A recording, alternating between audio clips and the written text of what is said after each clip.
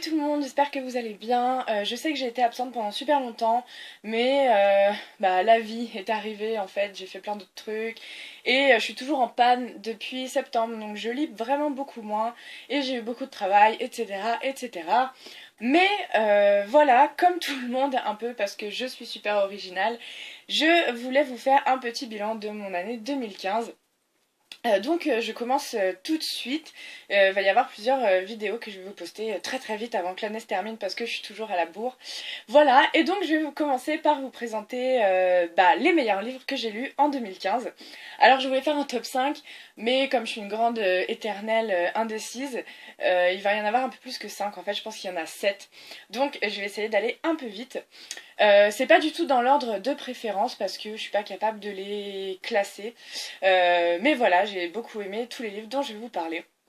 Le premier, c'est Fight Club, que j'ai lu au printemps en VO. Je connaissais le film depuis déjà un moment et j'ai voulu lire l'œuvre originale. Et vraiment, énorme coup de cœur.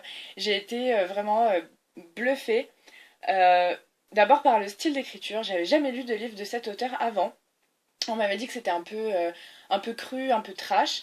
Ça l'est, mais c'est super bien écrit. En fait, c'est vrai que le style peut déstabiliser quelques personnes parce qu'en fait, c'est une succession de phrases très très courtes qui vont à la ligne à chaque fois. Donc le récit va super vite, ça donne un rythme incroyable et on est vraiment à fond dedans. Et ça va bien avec l'histoire aussi en même temps. J'ai vraiment beaucoup beaucoup aimé ce livre pour toutes ces raisons.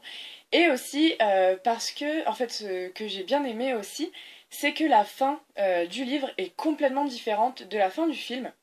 Et je m'attendais pas trop à ça. Et j'ai vraiment préféré la fin du livre. Donc voilà, j'ai pas revu le film depuis. Voilà, je pense que... alors oui, le film est vraiment excellent, c'est un film culte, etc. Mais quand je l'ai vu sans avoir lu le livre, je le trouvais un peu surestimé. Désolée pour les fans. Et voilà, et donc voilà, bien sûr, je préfère le livre, vraiment, vraiment, vraiment. Même si le film est bien, enfin, vous avez compris quoi, lisez ce livre, c'est vraiment cool. Un autre de mes coups de cœur 2015, c'est Americana de Chimamanda Ngozi Adichie, que j'ai vraiment adoré. Je vous en ai déjà parlé dans un des points lecture d'avril ou de mai, peut-être, je ne sais plus trop. J'avais découvert cette auteure dans une de ses conférences TED que j'avais vue sur YouTube sur le féminisme. Je vous en ai aussi déjà parlé dans la vidéo sur les féminines. Et j'avais donc voulu en savoir un peu plus sur elle et lire son œuvre évidemment. Et son dernier roman paru, donc Americana, qui parle d'une jeune femme nigériane qui quitte son pays pour aller s'installer aux États-Unis et qui retourne plus tard en Afrique. Et j'ai vraiment eu un énorme coup de cœur pour ce livre parce que déjà le style de l'auteur est vraiment très percutant, c'est sans fioriture, ça va droit au but, c'est très fluide et du coup ça nous embarque vachement dans son récit. Et je me suis beaucoup beaucoup aussi attachée au personnage parce que voilà, c'est très actuel, c'est très le sujet est très ancré dans l'actualité.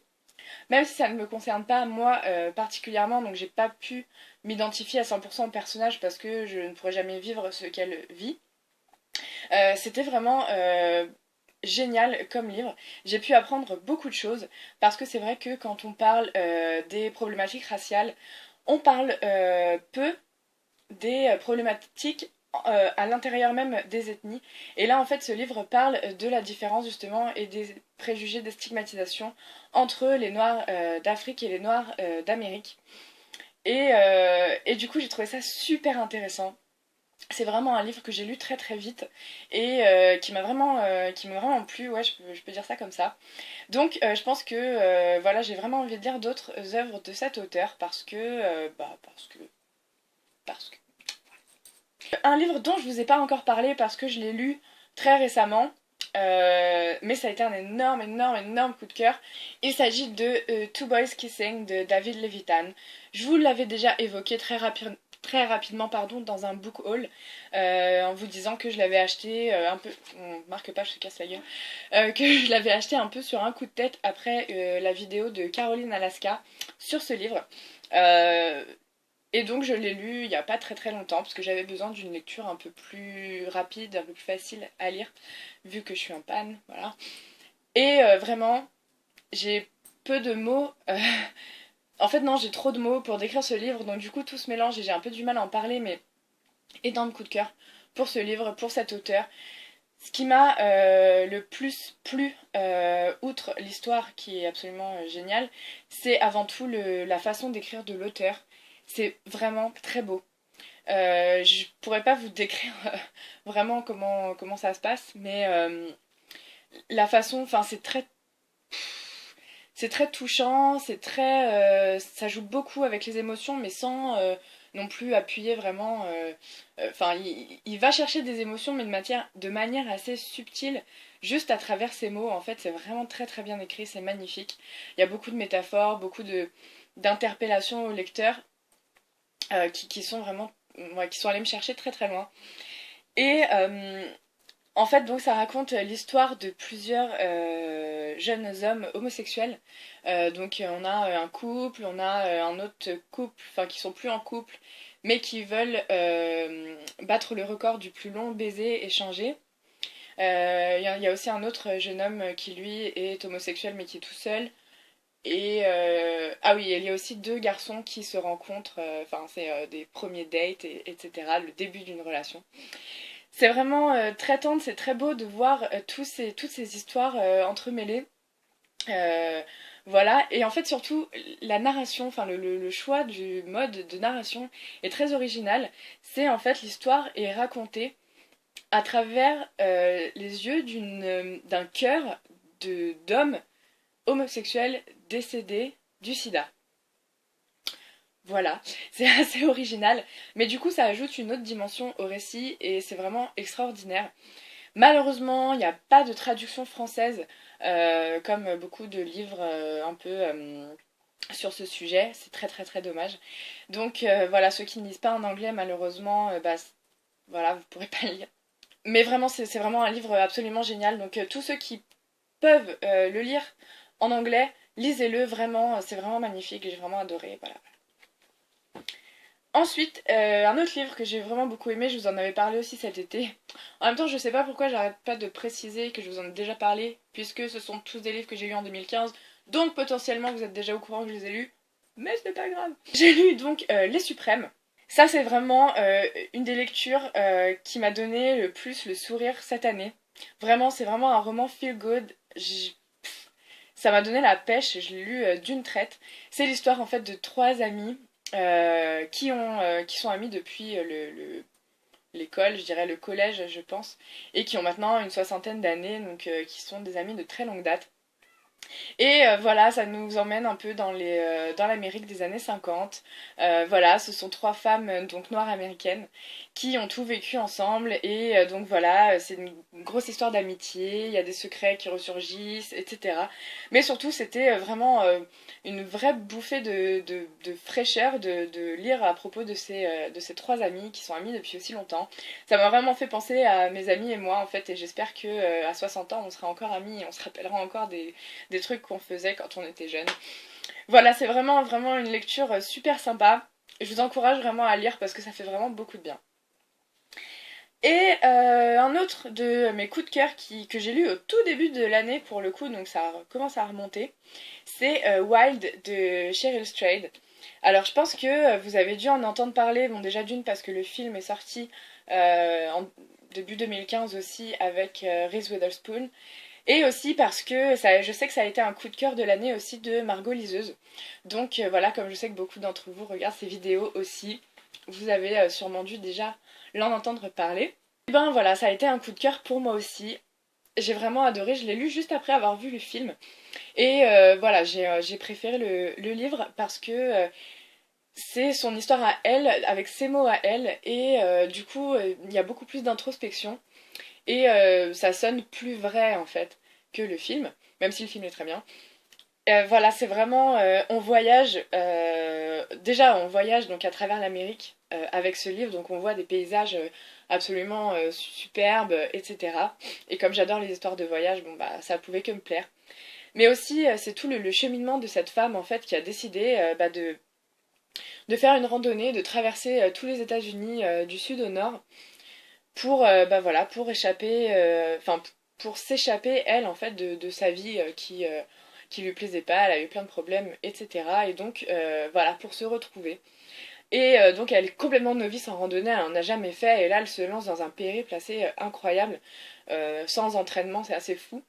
Et voilà, donc on la suit tout au long de ce parcours. Il y a aussi quelques flashbacks sur sa vie pour qu'on comprenne mieux d'où elle vient. Ça m'a vraiment bouleversée, c'est vraiment un très très beau livre. Et voilà, c'est vraiment une femme qu'on ne peut qu'admirer parce que c'est vraiment extraordinaire ce qu'elle a parcouru. D'autres livres que j'ai beaucoup aimés, je vais passer très rapidement dessus parce que je vous en ai parlé il y a pas longtemps. Il y a Une chambre à soi de Virginia Woolf, qui est donc un essai féministe. Je vous en ai assez parlé, je pense, dans ma vidéo spéciale que j'ai fait sur le sujet. Mais c'est vraiment un de mes coups de cœur de l'année. J'ai vraiment vraiment beaucoup aimé à la fois tout ce qu'elle dit dans ce livre et aussi son écriture. Donc je pense que je lirai d'autres livres de Virginia Woolf. J'avoue que ce sont ces essais qui me tentent le plus en premier. Mais pourquoi pas lire ces romans plus tard. Ensuite, un grand classique, parce que oui, ça manquait un peu de classique ce top, vous ne trouvez pas? Moi qui lis quand même beaucoup de classiques, j'en ai pas beaucoup là-dedans.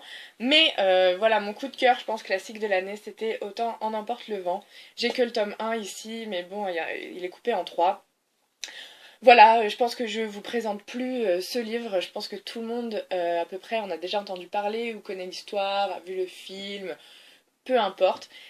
C'est vraiment, alors c'est un énorme pavé quand on met les trois tomes bout à bout, mais voilà, c'est une magnifique fresque historique avec des personnages très bien travaillés, très hauts en couleur, qui ont beaucoup de caractère, beaucoup de personnalité. Red Butler, voilà, on ne peut pas ne pas l'aimer. Euh, voilà, j'ai vraiment vraiment beaucoup beaucoup aimé ce livre. Donc si vous avez le courage, lancez-vous dans sa lecture et si vous n'avez pas le courage, bah trouvez-le parce que ça en vaut la peine, vraiment, vraiment, je vous le recommande.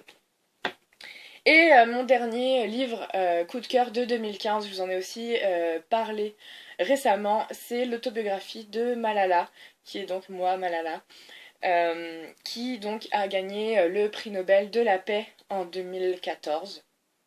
Voilà, pareil, c'est une jeune femme qu'on ne présente plus, je pense, et voilà, j'avais déjà, avant de lire le livre, j'avais déjà, enfin, je m'étais déjà renseignée un peu sur ce qu'elle avait fait, etc. Et je la trouvais absolument extraordinaire. Et lire son livre, vraiment, ça m'a, j'en ai pleuré pendant assez longtemps parce que c'est vraiment, voilà, elle est juste extraordinaire. Elle est toute jeune, elle vient d'avoir 18 ans, je pense, et elle a fait des choses assez ouais, complètement incroyable pour justement le droit à la scolarisation, surtout des filles, parce que voilà, c'est un gros gros gros problème, évidemment. Et voilà, c'est vraiment une inspiration, c'est vraiment un modèle. Voilà, je pense que c'est une des femmes que j'admire le plus dans le monde. Et voilà, donc lisez son autobiographie, vraiment vraiment, ça en vaut la peine. Voilà, j'ai terminé, donc j'ai eu quand même 7 coups de cœur en 2015, ce qui est plutôt pas mal. Euh, ouais, c'est plutôt pas mal, on peut le dire. Alors j'ai oublié de vous dire, du coup, j'ai compté tous mes livres que j'ai lus en 2015. J'ai donc lu 88 livres, donc romans, théâtre, poésie, nouvelles, non-fiction, tout confondu. Ça arrive donc à 88 et 26 bandes dessinées. Donc, je trouve que c'est un score quand même assez honorable, étant donné que je suis en panne depuis le mois de septembre et que depuis septembre, j'ai dû lire allez, 6-7 livres, je pense. Donc, voilà, je suis quand même assez contente de mon année littéraire. J'espère lire plus en 2016 et lire plus de choses diversifiées, même si je trouve que je me suis quand même assez diversifiée cette année. Voilà, donc j'espère que cette vidéo vous aura plu. Bougez pas, il y en a d'autres sur la suite de mon bilan 2015. Et en attendant, eh bien n'hésitez pas à me dire en commentaire quels ont été pour vous vos coups de cœur littéraires de 2015. Ça m'intéresse beaucoup et ça me fera super plaisir d'échanger avec vous sur ce sujet. Donc voilà, en attendant, bah, je vous retrouve très très très très vite et voilà, c'est tout. Bye!